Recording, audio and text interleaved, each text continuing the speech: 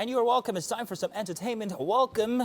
But of course, who do we have here today? It's none other than Ella the Fourth from Max FM. Yay! Hi, so good to have you. Her feet might be hanging off the couch, but four of her all together is one big woman.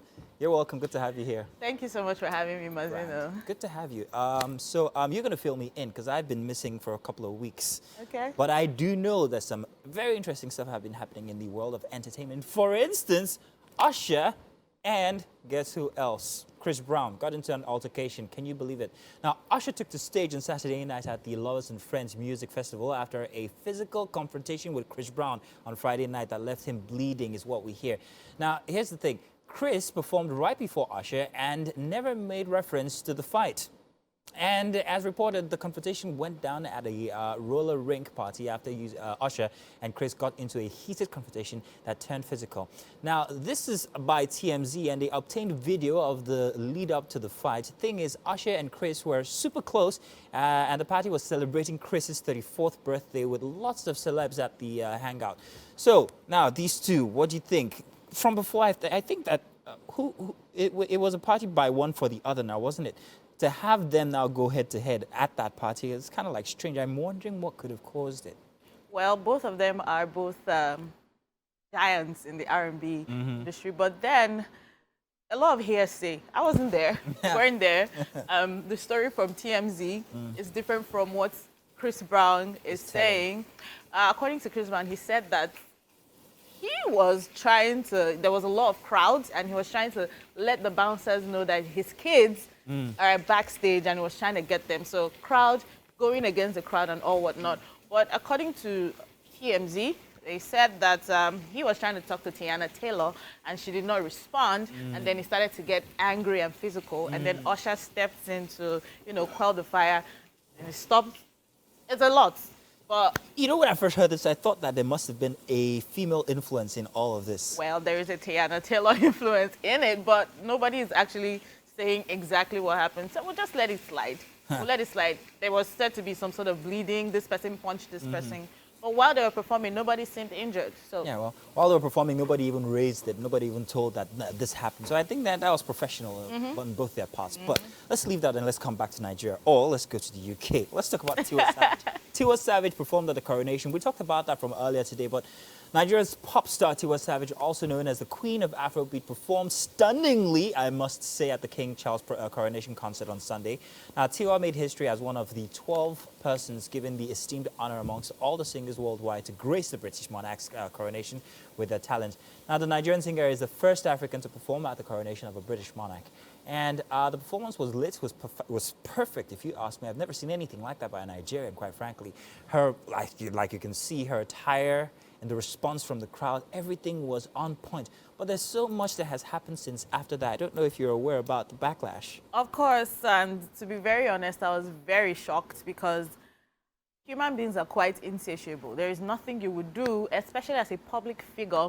I mean, you would step on toes, you would upset people's feelings, but hey, it comes with the territory. Well, the big issue was the choice of song Tiwa Savage chose to perform. It's pretty interesting because, first of all, aside the fact that the song was on or is on Beyonce's album that dropped in 2019, Black is King for Lion King, if you check very well, that song was co-written by Tiwa Savage, Mr. Easy, Beyonce, and some other people. Yeah, true. So it's her song as well as it is Mr. Easy's song as well as it is Beyonce's song. Yeah, you can tell because somewhere in the song there's a Zagadat. She can choose to perform it wherever, whenever, for whoever. I understand that it's not just about the performance. I understand the connotes. song itself exactly. was a reference to Mufasa. It was a reference to what Mufasa was telling to Simba. Advice, encouragement. King, face this. You're this. Sun and moon bow down to you. I mean, art is free. You can express art however you want to. Okay, she has done the song for Lion King, and I mean, we can think about it in that direction. But she chooses to do this song for a king that's about to be crowned. So I don't think it's a problem. I understand people's sentiment. Oh, you're singing this song for the slave masters, but it's her song. Yeah, she put it in. She can choose to do what she wants to do with it. Well, hey, I thought it was a fantastic performance. I'm not going to knock her for it. I think it was an opportunity for us as Nigerians and for everyone who's black. Sure. I think it was fantastic. Let's move on now. Let's talk about singer Rema. He is in the Guinness Book of World Records, guys, for his hit song "Calm Down." I mean, hey. Still talking about that international recognition here. Nigerian singer and rapper, Divine Ikubo is his name, by the way, in case you didn't know. He has entered the Guinness Book of World Record. The Benin-born music star achieved the feat with his global hit song, Calm Down, which made history as the first, and I mean the first, #1 hit on the official MENA chart, the world's first regional streaming chart. For the Guinness Book of World Record recognized the singer for achieving the historic feat in a statement on its website. Now, according to the statement, Rema was being recognized for securing the first #1 hit on the world's first regional streaming chart and first ever official chart in the Middle East and North Africa. That's NEMA or MENA. That's an Isoko name, by the way. But Calm Down is a big hit. You cannot take that away. Yes. How Rema actually came that fast, so that came that high so fast, blew my mind. I cannot explain it. He deserves whatever accolades. You know, when it comes to Rema, I believe that his name actually works for him. I'm a big believer in names. Okay. And what they mean. Divine, his huh? name is Divine, and he is actually divine, at least to me. Right? Since he started in 2019, he hasn't slacked at all. You cannot say, okay, this is this Rema song that, is mid. Everything is always a hit. Now let's talk about Calm Down, the remix done with Selena Gomez. I will come from another angle, and it has to do with intentional features, right? Selena Gomez is big. She's one of the most followed and loved artists on Instagram and, you know, her music-wise and her person as well.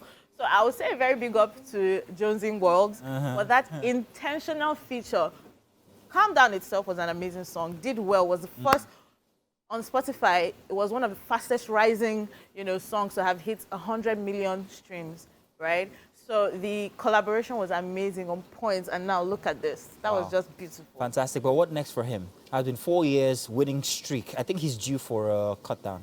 For a cut down? I'm sorry, I didn't mean that way, but life is so. No. If you're still in the race, keep running. There's no need to drop out. All right, unless, you know. I want to make some references. Go ahead. There are some people whom I think should rest. They are amazing. Give us 2 names. Go on, Ella. Let's trend. No, I will not do that. Come on, girl. There are some people whom I think that they've made their mark. Amazing people. Okay, then they should take a back seat and take a back seat and then so who are they? Groom others. Yeah, groom others. So that's a good thing. So who are they? No, you can. Come on. Fine. Reach her. You can reach her. She'll tell you in secret. But fantastic, Rema. He's doing fantastic. Yeah, I think fantastic. there's no stepping down from where he's. Until he needs to. Until he needs to. Exactly. I feel like he's just beginning to start with. So let's talk about Ashake now. Ashake, my guy. He's my guy. He has emerged as one of the biggest, the big winners at the 24th edition of the annual Vodafone Ghana Music Awards. Not Nigeria now. Now, the award show happened on the 7th of May at the Grand Arena in Accra International Conference Center. Now, it's seen the Terminator singer being adjudged as the best African artist of the year. Do you agree?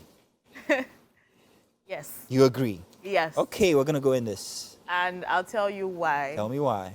The other people he's in the category with, Burna Boy and the rest, amazing people, made their mark, come a long way. They've been handed their flowers, still being handed their flowers. But I think that last year was a really amazing year for Ashake. Most people started to know Ashake last year. Only last year, yes. And he's back to back to back, hits back to back. He's done amazingly well. So I feel like it's not a slight on them big boys, on them Burna Boys and the rest. It's not a slight on them that they did not, you know, get the award. I feel like it's just right recognition for Ashake. It's just his time. I mean, in 12 months, for you to achieve all his every single song, every single track was a hit. And the fact that he actually represents Nigeria. I mean, for you to perform at Jimmy Fallon, was it Jimmy Fallon now? Yes. A Yoruba song, and people were vibing to it. I mean, you can only imagine that's a fit. And not everybody has been able to do. Most Nigerians go on foreign media and perform songs in English, and they get praises and everything. But in Yoruba, and you still get that amount of praise, I think that was fantastic. So Yes, it was. if you ask me, I think that Ashake does deserve it. I think he deserves more awards. I don't know where his music will go without Amapiano, however. Let's not go there. No, but it's a fact. No, Let's maybe not go we there. should. Why do you say so? Because I feel like he has proven himself otherwise. Look at yoga, all right? That's just a step to show you that this is what I can do aside Amapiano. So, yeah. Okay, I'll take it from you, the expert, Ella, the fourth.